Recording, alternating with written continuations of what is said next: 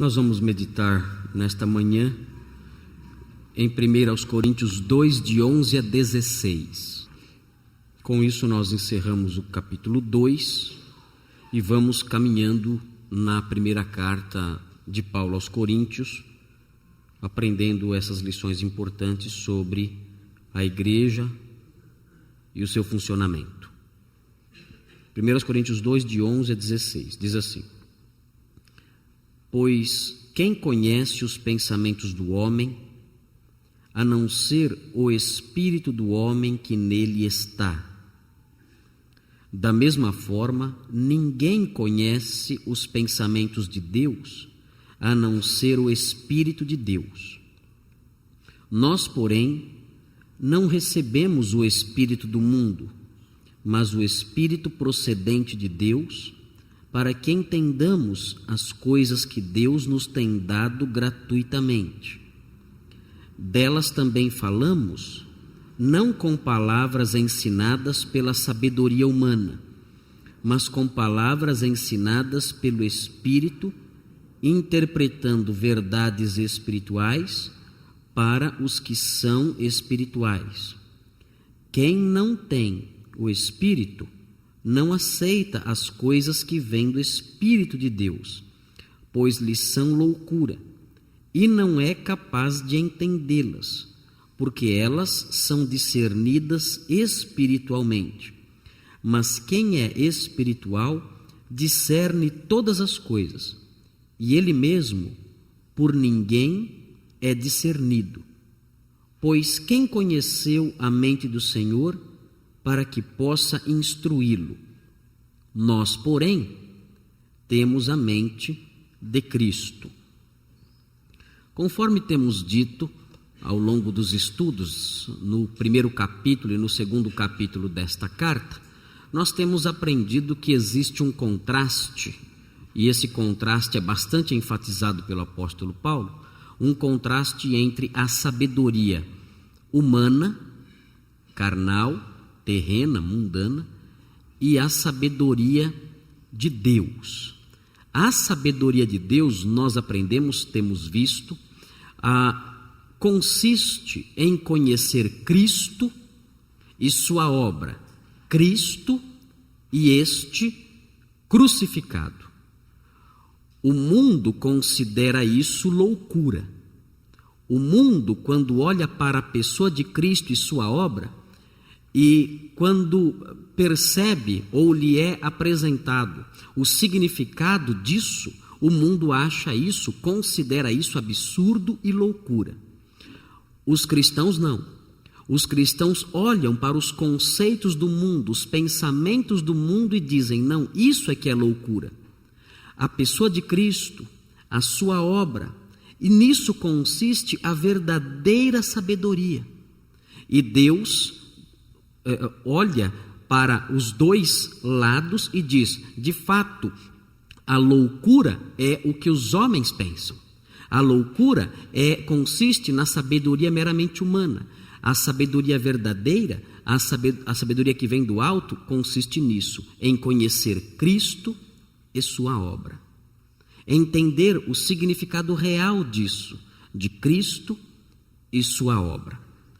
Esse texto que nós lemos mostra que para ter essa compreensão e para compreender não somente isso, mas também outras verdades espirituais, para ter uma visão diferente do mundo, das coisas, é necessário que haja uma intervenção sobrenatural de Deus no coração de alguém. Ninguém pode compreender as verdades espirituais se não for habitado pelo Espírito Santo. É muito importante nós aprendermos isso, é muito importante reconhecermos esse papel essencial do Espírito Santo na vida do crente, para que nós não incorramos em certos erros relativos à doutrina do Espírito Santo que são divulgados na modernidade. Nós já dissemos, num outro momento, num outro sermão, que há o ensino moderno de que há crentes que não têm o Espírito Santo, que você acredita em Jesus Cristo, que você crê em Jesus Cristo, recebe a salvação, mas não recebe o Espírito Santo. E como é então que você vai receber o Espírito Santo? Segundo essas doutrinas propagandeadas principalmente pelo pentecostalismo, você tem que buscar isso ardentemente. Você tem que jejuar, você tem que orar, você tem que louvar a Deus com bastante entusiasmo, você tem que ser uma pessoa animada, fervorosa e se envolver bastante com as coisas da igreja, e ler a Bíblia, e levantar de madrugada, e gastar horas em súplicas, em clamores e tudo mais. E aí então, depois de muito esforço, de muita dedicação, de muito empenho, então um dia, um belo dia, Deus então lhe dá o Espírito Santo. E aí você sente uma emoção muito forte, você fala em línguas e coisas do tipo. Isso tudo não tem o menor fundamento bíblico. Isso tudo, ainda que tenha se prolongado ao longo do tempo e pessoas tenham ensinado essas coisas ao longo do tempo, o fato é que nós não temos na Sagrada Escritura nenhum embasamento para um ensino como esse. Muito pelo contrário. Nós aprendemos na Sagrada Escritura que se alguém não tem o Espírito Santo, essa pessoa nem crente é. É impossível alguém ser crente e não ter o Espírito Santo. É impossível alguém ser crente e não ser habitado por ele. O apóstolo Paulo ensina, quando escreve aos Efésios, que o Espírito Santo é o selo que garante o fato de que nós somos propriedade de Deus, de modo que todos os que pertencem a Deus têm uma garantia de que pertencem de fato a Ele, e essa garantia, o selo dessa garantia é o próprio Espírito Santo. Se alguém não tem o Espírito Santo, é porque essa pessoa não pertence a Deus. E o apóstolo Paulo diz claramente: se alguém não tem o Espírito de Cristo, esse tal não é dele. De modo que é tolice dizermos que existe um crente que ainda não foi batizado pelo Espírito Santo. Isso não existe. Teologicamente falando, é uma contradição de termos. É falarmos de alguém que tem cabelo, mas é careca. Não faz sentido dizer isso. Peraí, mas tem cabelo e é careca? Tem cabelo e é calvo? Não tem sentido. São conceitos que automaticamente se anulam. Eles se anulam entre si. Eles se chocam e se anulam. Não faz sentido. E quando alguém diz, não, ele é crente, mas não tem o Espírito Santo, diz algo semelhante. É um absurdo, é uma contradição do ponto de vista bíblico, do ponto de vista neotestamentário, teológico. Não há como conviver com essas duas coisas. Isso não tem lógica, não tem sentido do ponto de vista teológico, a partir do ensino do apóstolo Paulo no Novo Testamento. E esse texto que nós lemos, ele mostra algo mais. Ele mostra que para que eu entenda as coisas de Deus, eu tenho que ter o Espírito Santo. Irmãos, se vocês não tivessem habitando em vocês o Espírito Santo, vocês não iriam entender as coisas de Deus em nada. Aliás, vocês iriam considerar as coisas ensinadas na igreja loucura, tolice, se é que iriam entendê-las. Esse é um grande teste para a nossa fé. Quando a palavra de Deus é pregada, é anunciada, é ensinada, é exposta no modo como ela de fato é, qual é a sua reação? Você considera isso absurdo? Você considera o que é dito tolice? Você considera o que é dito algo sem lógica, que você rejeita? Se é assim, esse é um péssimo sinal. Porque a Bíblia diz, o apóstolo Paulo diz, que essa é uma marca de quem não tem o Espírito Santo.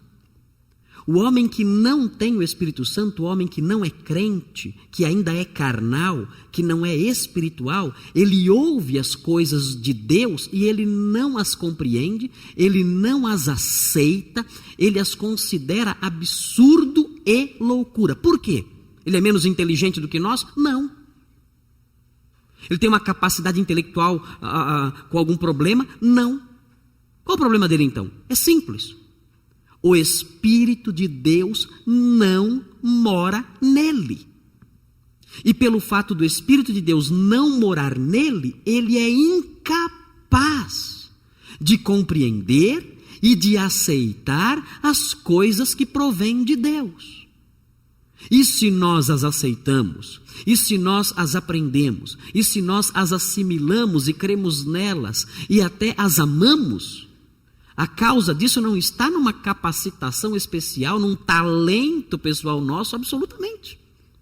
A causa disso está simplesmente no fato de sermos habitados pelo Espírito.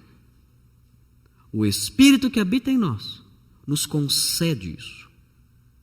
E é uma evidência de que nós não somos carnais. Que nós não temos, uma evidência de que nós não temos o espírito do mundo. Uma evidência de que nós somos espirituais. Temos o Espírito de Deus. Vamos observar isso mais resumidamente. Aqui nós temos a verdade central da mensagem que eu estou transmitindo. Vejam o que diz aí. A habitação do Espírito Santo no homem é fundamental para que ele compreenda as coisas de Deus. Nós vamos ver nesse texto aqui que estamos estudando, nós vamos ver que o apóstolo Paulo constrói um raciocínio. E os irmãos vão acompanhar essa construção junto comigo. Os irmãos verão juntos comigo como o apóstolo Paulo vai construindo as suas verdades.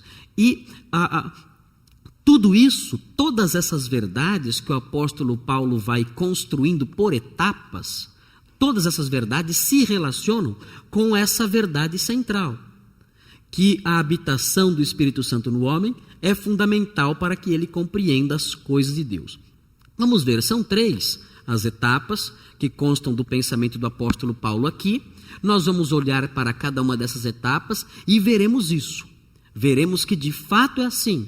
Veremos que, de fato, sem a habitação do Espírito Santo, não há como compreender as coisas de Deus.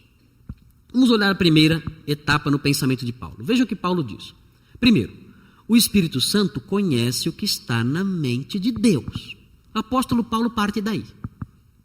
É o comecinho do pensamento dele, é o comecinho do raciocínio dele. Ele está construindo um raciocínio para nos ensinar aquela lição maravilhosa que vimos ali na mensagem central. Vejam aí, versículo 11 mostra isso. Observe, versículo 11. Pois quem conhece os pensamentos do homem, a não ser o espírito do homem que nele está? Os irmãos sabem que isso é a mais pura verdade. Quem conhece os meus pensamentos é quem? Neste mundo, somente eu mesmo. E quem conhece os seus pensamentos é somente você. O seu coração, a sua alma, o seu espírito conhece os seus pensamentos. Talvez a sua esposa não conheça os seus pensamentos. Seu marido talvez não conheça os seus pensamentos. Seus filhos, seus pais. Mas você os conhece, não é verdade? O seu espírito, a sua alma, o seu coração abriga o que há de mais íntimo em você. Seus sentimentos, suas frustrações, suas mágoas, seus anseios, aqueles segredos mais íntimos. Nem sempre, né? A gente fala de segredos íntimos, a impressão é uma coisa pecaminosa, maldosa, né? Nem sempre é assim, né? Mas aqueles segredos mais íntimos que nós abrigamos, né? Que nós não contamos para ninguém, nem para a pessoa mais próxima de nós. Quem conhece? Somente nós mesmos, somente o nosso coração, as verdades sobre nós mesmos, né? Tudo que nós sentimos. que às vezes não temos disposição ou coragem para abrir, né, e expor a alguém. Essas coisas só a nossa alma, só o nosso coração, só o nosso espírito conhece.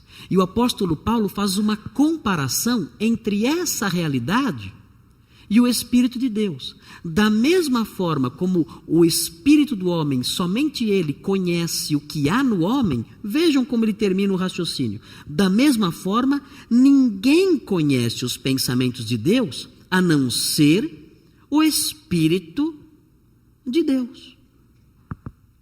O Espírito de Deus conhece os segredos de Deus.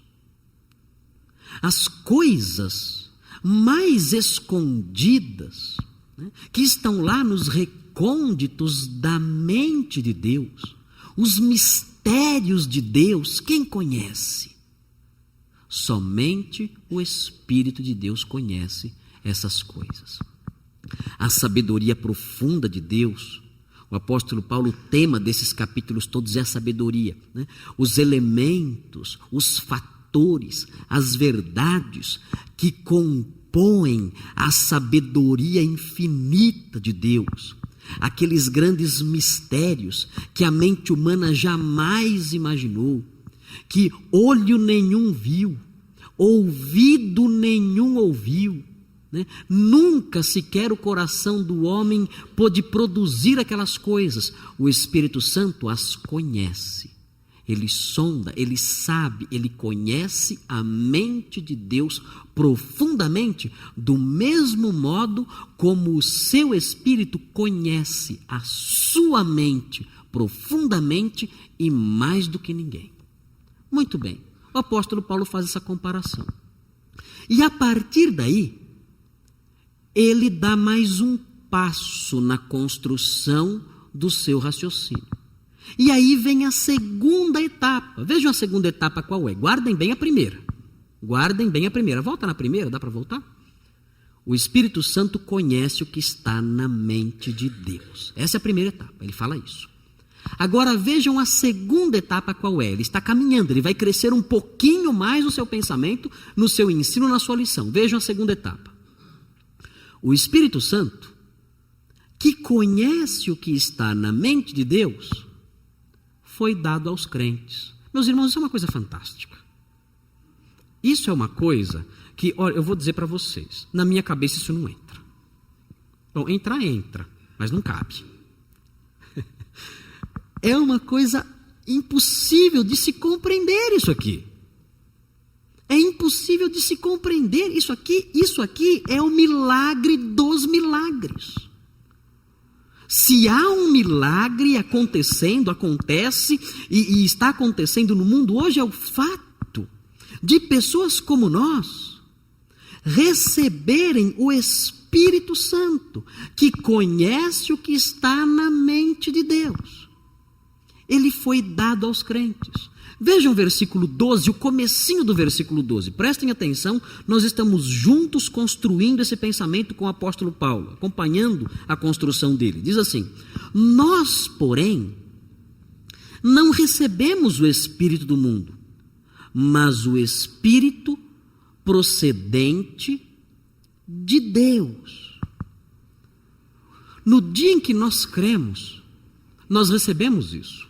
É por isso que eu disse no começo que é absurda a ideia de que alguém pode ser crente sem ter o Espírito. Não faz sentido isso. Ou a pessoa tem o Espírito do mundo, ou a pessoa tem o Espírito de Deus. Não há como ficar sem Espírito nenhum. Não há como ficar neutro nessa questão. Não há como ficar intermediário entre o céu e a terra, suspenso no meio. Não tem jeito. Ou a pessoa vive sob os ditames e as orientações e os impulsos do espírito do mundo, ou ela está debaixo dos ditames da orientação do Espírito de Deus. Nós temos textos que dizem isso claramente, que os irmãos já conhecem. Vamos ver aqui os textos que mostram que o Espírito Santo foi dado aos crentes. Romanos 8, 9 e 11, que eu já mencionei, mas que nós vamos ler agora, porque assim os irmãos vão memorizando essas coisas. Eu sei que vários aqui já são doutores nisso tudo, já sabem esses textos de cor, já leram esses textos diversas vezes aqui na igreja, em outras ocasiões, mas a repetição é a mãe do conhecimento. Então nós vamos repetir e vamos ler novamente Romanos 8, 9 e 11, e assim aqueles que já sabem vão realçar, vão fixar ainda mais o que sabem na mente, e os que não sabem vão aprender agora. Romanos 8, 9 e 11. Vejam o que diz o versículo 9. Entretanto, vocês não estão sob o domínio da carne, mas do Espírito, se de fato o Espírito de Deus habita em vocês. E se alguém não tem o Espírito de Cristo, não pertence a Cristo. Vejam o versículo 11 também. Versículo 11. E se o Espírito daquele que ressuscitou Jesus dentre os mortos habita em vocês, aquele que ressuscitou a Cristo dentre os mortos também dará vida aos seus corpos mortais, por meio do seu Espírito que habita em vocês. O apóstolo Paulo não faz distinção entre os crentes. Ele está dizendo, vocês são habitados pelo Espírito. É isso, inclusive, que fará com que vocês ressuscitem um dia. É isso, inclusive, que evidencia que vocês pertencem a Ele. Vamos abrir em 1 Coríntios 6 agora. Volte para 1 Coríntios. Todos devem procurar. Ninguém deve ficar com a Bíblia fechada. Todos devem procurar para aprender a manejar bem a palavra da verdade e ser um obreiro aprovado. 1 Coríntios 6, 19. Eu quero ouvir o barulho das folhas virando. Diz assim, 1 Coríntios 6, 19. Diz assim: acaso não sabem que o corpo de vocês é santuário do Espírito Santo, que habita em vocês, que lhes foi dado por Deus e que vocês não são de si mesmos? Aqui o apóstolo Paulo fundamenta a moralidade cristã na habitação do Espírito. É o fato de alguém ser habitado pelo Espírito que dá base para que a pessoa não se envolva com a imoralidade. Se um crente não tem o Espírito, ele está privado dessa base contra a imoralidade. Esse versículo não serve para ele. Esse versículo não se aplica ao suposto crente que não tem o Espírito Santo. Vejam também o capítulo 12, versículo 13. Vejam.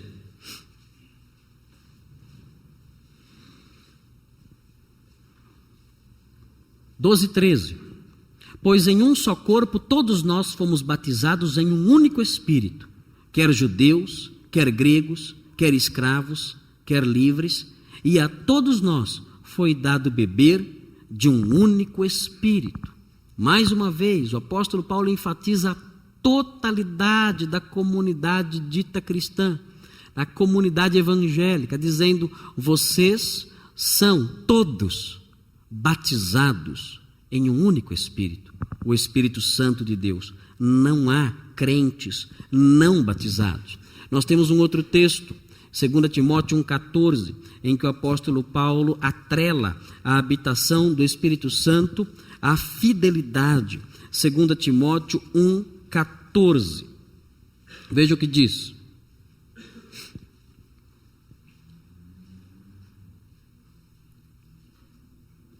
Segunda Timóteo 1,14.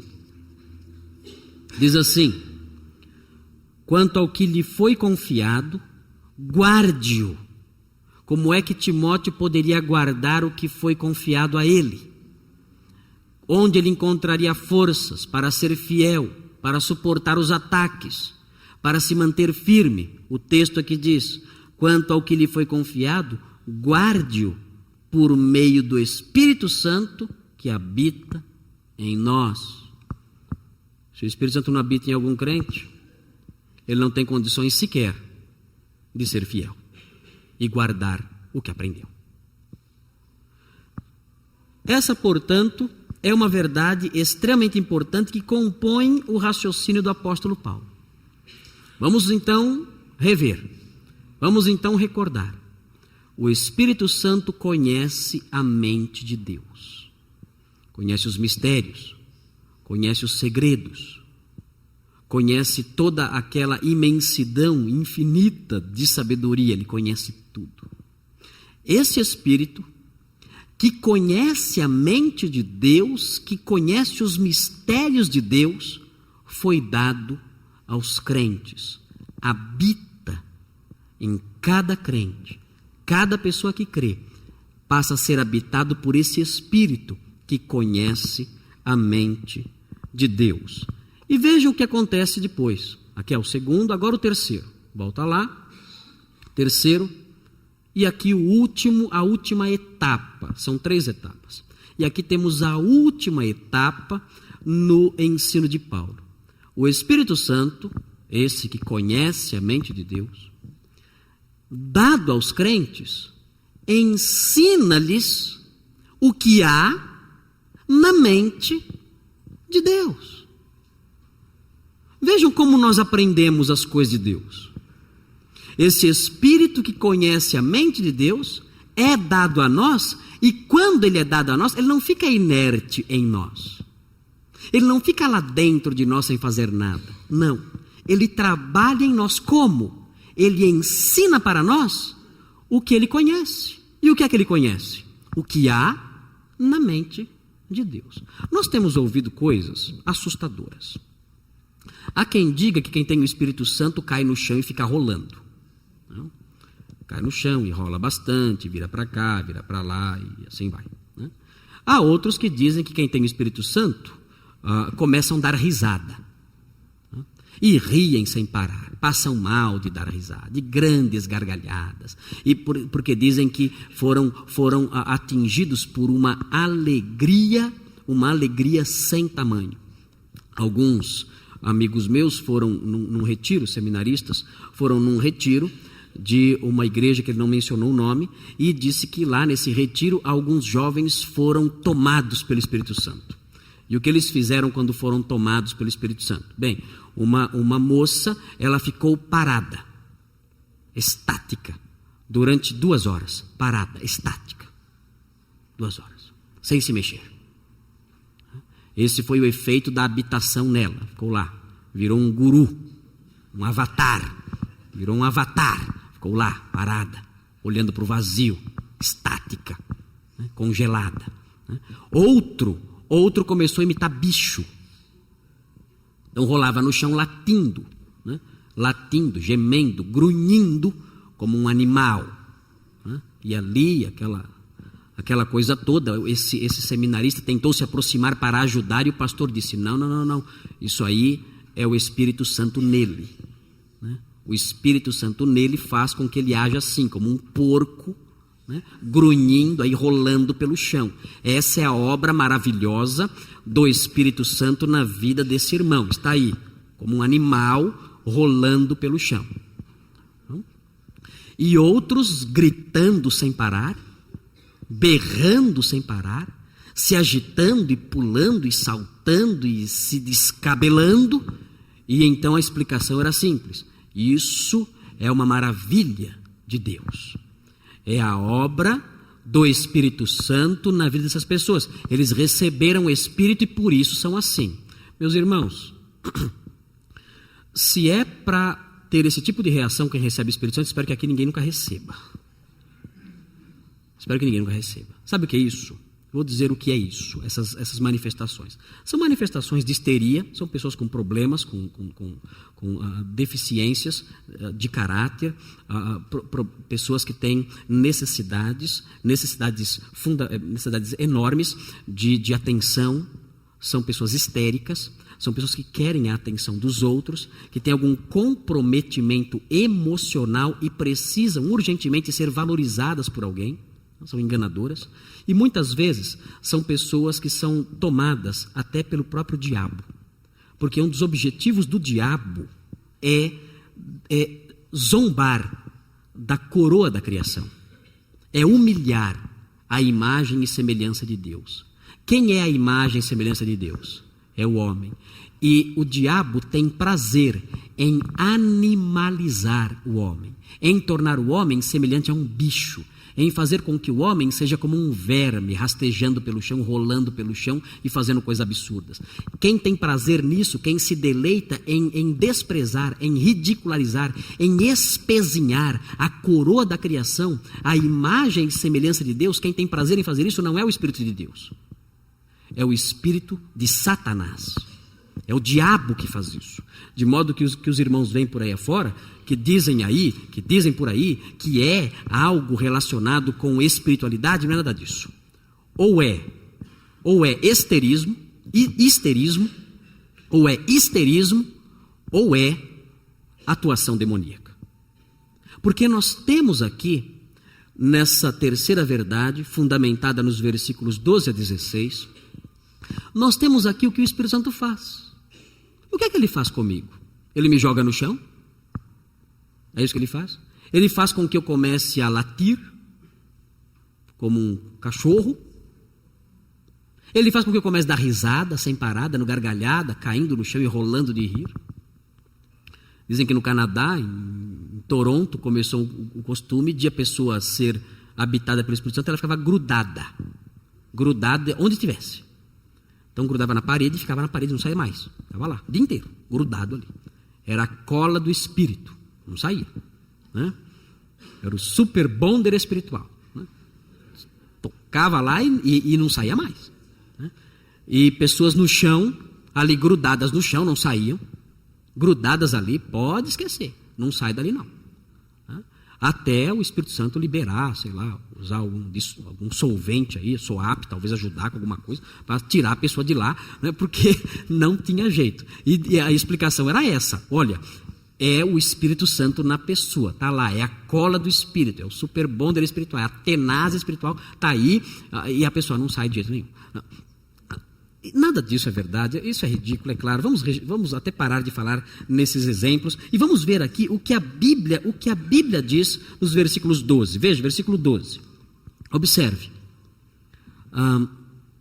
Nós, porém, não recebemos o Espírito do mundo, mas o Espírito procedente de Deus. Já falamos da primeira parte. Vejam agora. Para que entendamos. Por que eu recebo o Espírito de Deus? Para latir? Para rir? Para pular, para me descabelar, para cantar bem alto, para chorar. Por que eu recebo o Espírito de Deus? O texto é claro, veja com atenção. Para que entendamos as coisas que Deus nos tem dado gratuitamente. Quando eu recebo o Espírito Santo de Deus, eu começo a entender o que eu não entendia antes. Eu começo a entender o significado daquilo que Deus me deu gratuitamente. E o que foi que Deus me deu gratuitamente? Ele entregou o seu Filho por mim. Eu começo a entender o significado disso. A profundidade dessa graça de Deus, a sua imensidão. Eu começo a entender o significado de cada sofrimento do Senhor, de cada palavra dele, de cada aspecto da sua obra. Eu começo a entender a cruz. Eu começo a entender as suas promessas. Eu começo a amar essas coisas. Essas coisas passam a compor o meu conhecimento. Por quê? Porque há um professor interno. Eu tenho um professor dentro de mim, particular, 24 horas por dia, ali em mim, a trabalhar, a conduzir, a me fazer conhecer, a me fazer entender. E essa obra dele vai me fazendo crescer, até que nós cheguemos à maturidade. É isso que o Espírito Santo faz. Ele trabalha em nós nos ensinando, mudando a nossa mente. O que eu pensava antes, eu não penso mais. Antes eu tinha uma ideia sobre as coisas. Hoje, através do Espírito Santo que habita em mim, eu aprendi coisas diferentes. Eu entendi coisas diferentes. Agora eu não penso mais daquele modo, eu penso deste. O Espírito que habita em mim me conduziu, me fez compreender, me ensinou. Vejam, continuem com a leitura. Delas também falamos. Delas quem? Delas quem? Das coisas que o Espírito nos ensinou. Vejam, delas também falamos, não com palavras ensinadas pela sabedoria humana. A nossa linguagem é diferente da linguagem do mundo. Nós falamos dessas coisas com palavras ensinadas pelo Espírito. De onde vem o nosso vocabulário, senão da Sagrada Escritura, dada pelo Espírito de Deus? Quando nós usamos as palavras que a Sagrada Escritura contém, as pessoas do mundo sequer entendem. Elas olham essas palavras, ouvem essas palavras e dizem: não entendi nada disso. Claro que não. Não usamos palavras extraídas da filosofia, da psicologia secular. Não extraímos palavras, o nosso vocabulário da sabedoria humana. Nosso vocabulário, as nossas verdades, elas são apresentadas através de palavras que o Espírito Santo concedeu, que o Espírito Santo deu, e nós conversamos sobre essas coisas, falamos sobre essas coisas. O mundo não entende, é uma outra língua para o mundo, ele não sabe essas verdades, ele não sabe o que é pecado, ele não sabe o que é habitação, ele não sabe o que é arrebatamento, ele não sabe nada. E nós falamos sobre essas coisas, e o texto continua dizendo: interpretando verdades espirituais para os que são espirituais. Nós conversamos sobre essas coisas com pessoas que têm o Espírito. Adianta falar dessas coisas, das verdades espirituais, com quem não tem o Espírito? Claro que não. Se eu estivesse aqui diante de um auditório, de um grupo de pessoas incrédulas, adiantaria falar sobre essas coisas para vocês? Não teria o menor sentido. Olhar para mim: esse homem é louco. Está dizendo coisas sem o menor fundamento, sem sentido. Nunca ouvi falar disso aí. Isso aí, tudo que ele está dizendo aí não tem pé nem cabeça. Não dá para entender isso aí. O texto aqui mostra que esse Espírito que habita em nós nos ensina essas verdades. E nós, conhecendo essas verdades, falamos sobre elas. Interagimos uns com os outros. Temos o poder de compartilhá-las no nosso convívio uns com os outros, com pessoas que também as têm.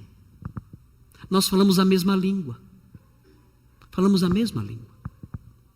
Quando eu me aproximo de você e falo de verdades espirituais para você, você me entende. Quando você se aproxima de mim e fala sobre verdades espirituais para mim, eu entendo você. Por quê? Porque nós temos o mesmo professor que habita em nós. Que habita em nós e que nos ensina as mesmas verdades.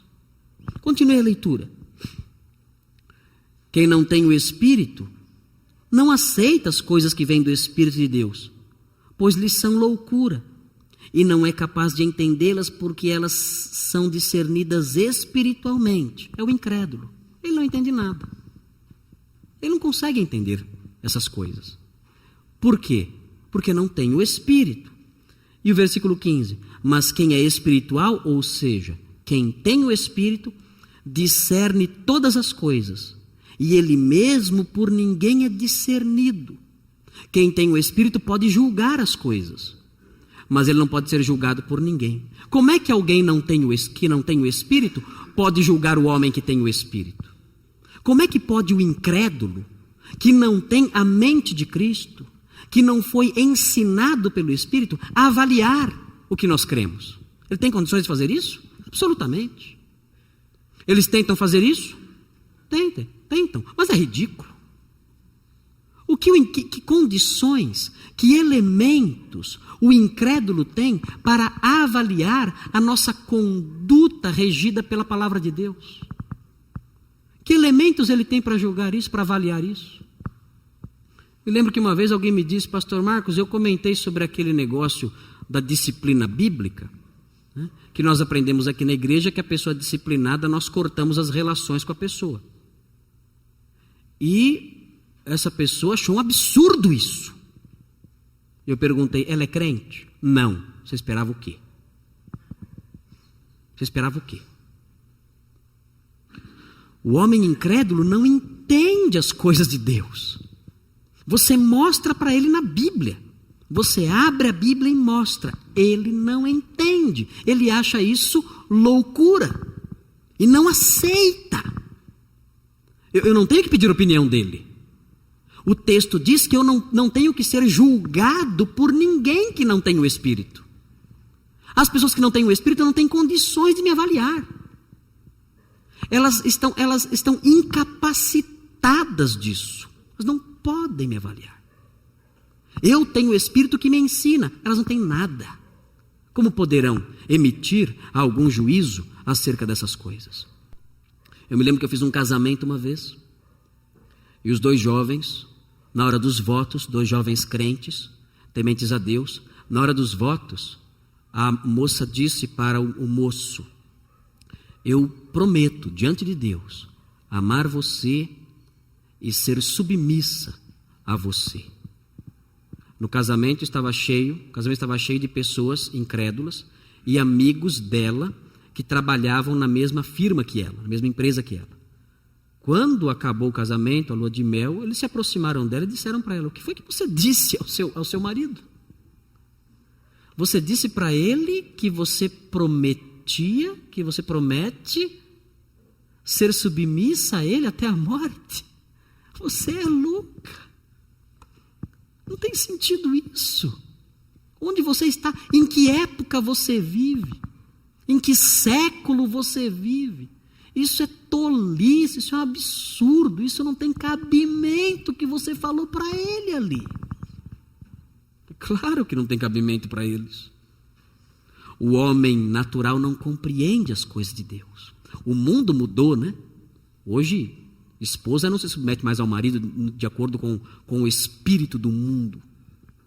Mas Deus não mudou. E a palavra de Deus não mudou.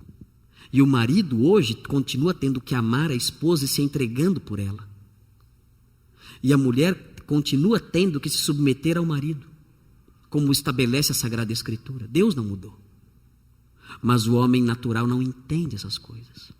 Ele não tem capacidade sequer de julgá-las, porque ele não tem elementos para avaliar isso. Ele é incapaz de fazer isso. O texto diz: nós, porém, temos a mente de Cristo. O ponto 3, então, é esse. O Espírito Santo dado aos crentes ensina-lhes o que há na mente de Deus. Veja o versículo que nós colocamos em seguida. Esse versículo nós comentamos na semana passada.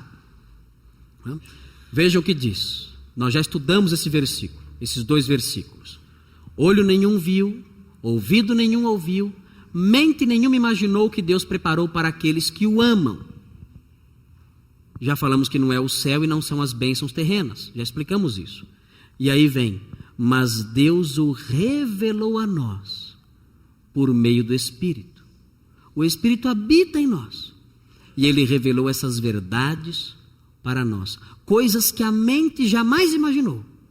Ele revelou a nós. O mundo não conhece essas coisas. E quando nós falamos delas, eles consideram isso loucura.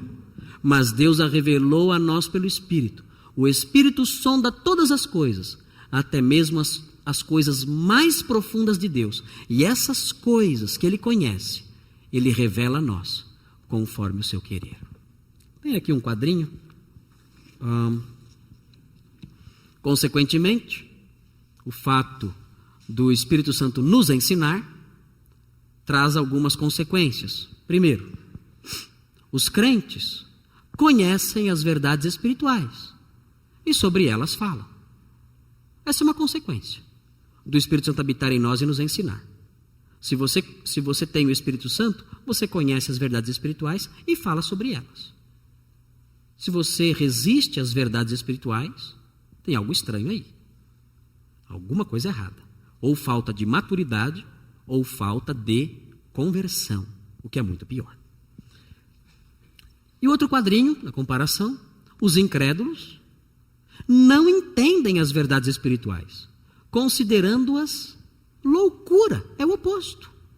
Eles não têm o Espírito, não têm o professor, não podem entender nada. E vejam, e não têm condições de avaliar o crente naquilo que ele crê. Não tem a menor condição, nem o direito de fazer isso. Muito bem. À luz disso tudo, vamos ver algumas aplicações, muito brevemente. Nós temos aí a primeira delas. Sei que não dá tempo de anotar tudo, mas depois as telas ficam aqui e os irmãos que anotam podem escrever depois. Ou então pode comprar o CDzinho lá em cima, o Arquimedes lá, com Marcel, não sei. E aí guarda até em casa, fica lá, decora tudo lá em casa, não tem problema. Melhor ainda. Ok, vamos ver lá. tendo sido capacitado pelo Espírito para entender as coisas que Deus revelou, lance-se sobre elas com maior empenho. Deus o capacitou para entendê-las. Aproveite. É muito triste alguém ter um professor dentro de si e viver de férias escolares. Viver de férias. Não busca conhecer mais a palavra de Deus. Não busca meditar nela, conhecê-la, pesquisá-la, se aprofundar. Não sai do lugar. Isso é um grande desperdício. Nós temos o Espírito Santo a nos guiar. Nós temos o Espírito Santo a nos conduzir no ensino. Ele abre a nossa mente. Ele semeia a verdade no nosso coração. Ele faz com que a verdade amadureça dentro de nós e produza frutos. Mas há crentes que não saem do lugar. O Espírito Santo está lá apagado. O Espírito Santo está lá aposentado. É o professor aposentado dentro do crente. Está lá, sem fazer nada. Ensinou o básico, o beabá, ensinou as verdades do jardim da infância, do maternal 1, né? E parou. E parou. Parou por quê? Porque o crente não se empenha em crescer. Não tem interesse em aprender. Não vem à igreja. Quando vem, não presta atenção no que está sendo dito. Fica pensando em outras coisas. Pensando em coisas tolas, às vezes até. Muitos crentes não leem a palavra de Deus, não refletem sobre ela, não pesquisam a palavra de Deus, não leem livros que têm por objetivo nos ensinar mais sobre ela. Enfim, não aproveitam o fato de terem em si alguém, o próprio Deus, o próprio Espírito, a nos ensinar, a nos conduzir, a fazer com que essas verdades sejam assimiladas por nós. Isso é muito triste. Não faça isso. Aproveite. O Espírito habita em você. Aprenda mais e mais. Cresça. Cresça no conhecimento da verdade. Segundo lugar, é próprio dos incrédulos considerar absurdas muitas verdades bíblicas. Por isso, não dê ouvidos à opinião deles nessa matéria. Irmãos, há crentes que procuram opinião de incrédulos para tudo. Eu devo me casar com essa pessoa? Vou perguntar para minha colega o que ela acha. O que o incrédulo sabe sobre casamento? Quais são as verdades espirituais? As verdades guardadas na mente de Deus? Os mistérios de Deus sobre o casamento que o incrédulo sabe? Nada. Nada. Eu estou com problemas com o meu filho que é muito rebelde. Eu vou procurar a orientação de alguém. E procura quem? Procura incrédulo. O que o incrédulo sabe sobre as verdades espirituais relacionadas à criação de filhos? O que ele sabe sobre isso? Sabe o que ele acha? Você sabe o que o incrédulo acha sobre as verdades bíblicas acerca da criação de filhos? Ele as considera loucura. É assim que ele as vê. E tem que ser assim. Porque ele não tem o Espírito de Deus. E sabe o que ele diz sobre as coisas que nós ensinamos sobre criação de filhos? Sobre disciplina? Sabe o que ele diz?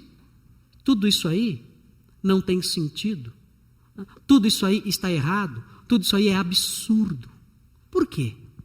Porque são coisas espirituais e ele não pode conhecê-las. Nem tem capacidade para avaliá-las, para julgá-las. Casal tem problemas de relacionamento. Dentro do casamento. E onde ele vai buscar socorro, orientação? Vai buscar no incrédulo, no amigo incrédulo, no doutor incrédulo, no parente incrédulo. O que o incrédulo sabe sobre relacionamento de marido e mulher do ponto de vista bíblico e espiritual? Ele não sabe nada. Absolutamente nada. E se ele ouvir falar que o pastor lhe disse, senhora, que você tem que ser submissa, e que o pastor lhe disse a você, senhor, que você tem que amar sua esposa, ele vai dizer que o pastor é louco. Eles não têm condições de avaliar nada. Você quer saber a opinião do incrédulo? Pergunte a opinião dele sobre o dólar, sobre a guerra no Iraque, sobre essas coisas. Mas não pergunte ao incrédulo a opinião dele acerca de coisas que a Bíblia ensina. Não perca tempo com isso. Ele não sabe. Ele tem ares de doutor, ares de quem sabe, mas ele é incapaz de entender as verdades bíblicas, vai rejeitá-las, vai rir delas, vai dizer que elas são loucura e vai incitar você a se desviar delas. Por isso, fora. Anule a participação deles. Jovens, muitas moças, rapazes, pedem a orientação dos coleguinhas para questões de namoro. O que você acha? Devo ficar com ele? Devo ficar com ela ou não? O que o incrédulo diz? Claro, lógico. Ah, mas o pastor disse que isso é lascívia. Esse pastor é louco. Não, mas a Bíblia fala que Bíblia? A Bíblia é um livro para malucos, não é para uma pessoa moderna como você. E assim vai. E os exemplos se multiplicam. Não perca tempo com essa gente. Sobre assuntos relacionados à vida, ao viver, à moral, ao procedimento, ao pensar. Sobre esses assuntos, não procure o incrédulo. Ele não sabe nada, ele não pode te ajudar, não tem sequer condições de avaliar o que você crê. E finalmente, deixe de confiar nas suas habilidades pessoais para convencer alguém a aceitar as coisas de Deus. Não adianta você gritar com alguém, bater o pé, tentar insistir para a pessoa entender as coisas de Deus. Isso é perder tempo. Após apresentar o Evangelho, ore para que o Espírito atue naquela pessoa. Sem essa atuação, qualquer esforço será vão. Não adianta perder tempo. Se o Espírito Santo não atuar, não habitar na pessoa, ela jamais vai compreender qualquer verdade espiritual, mesmo a mais simples de todas. Ela vai aceitar qualquer mentira. Qualquer tolice que aparecer, ela vai abraçar. Mas será incapaz de crer na mais elementar doutrina espiritual, porque ela não tem o Espírito. E sem isso, nada ela pode assimilar daquilo que vem de Deus. Vamos orar.